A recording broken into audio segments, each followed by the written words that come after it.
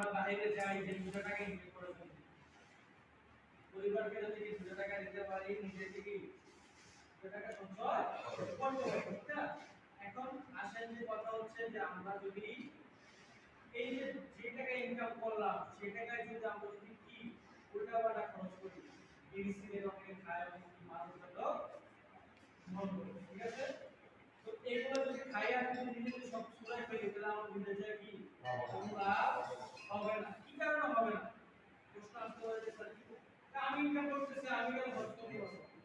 কারণ আপনি যদি 100 টাকা ইনকাম করেন আপনি 100 টাকা কি ফ্যামিলি দিতে পারবেন না। আগে দেওয়া কি উচিত না। আপনি যদি 100 টাকা ইনকাম করেন ফ্যামিলিকে দিবেন 60 থেকে 70 টাকা, আর বাকি কি 30 থেকে 40 টাকা কি নিজের কাছে রাখবেন। কি কারণে? নিজের সেফটির জন্য। এখন আপনি যা ইনকাম করছেন সব কি করছেন আপনার বাবা মা কাছে কি পাঠাইছেন, বাবা মা কি করছে সংসারের জন্য কি খরচ করছে, এবং আপনার যে ভাই বোন আছে তাদের কিছু সমান ভাবে কি ভাগ করে দিয়েছে।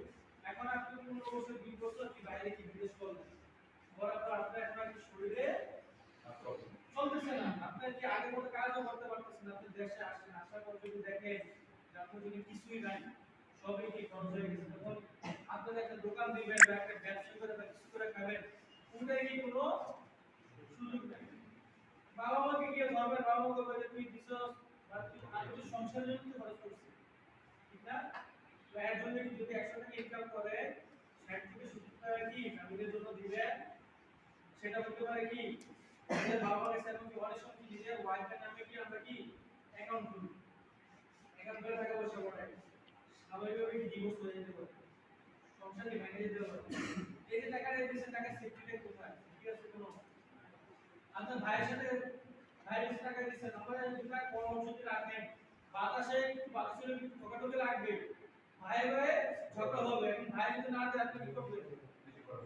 যদি মিছিল মিটিং বসান মেলবর্ন করে নিজের ফ্যামিলির নামে কি বললাম, এর জন্য কি আগে কি নিজের সতর্কতা নিজের কাছে। আচ্ছা ঠিক আছে আমি 100 টাকা ইনকাম করলাম, আমি 70 টাকা দিলাম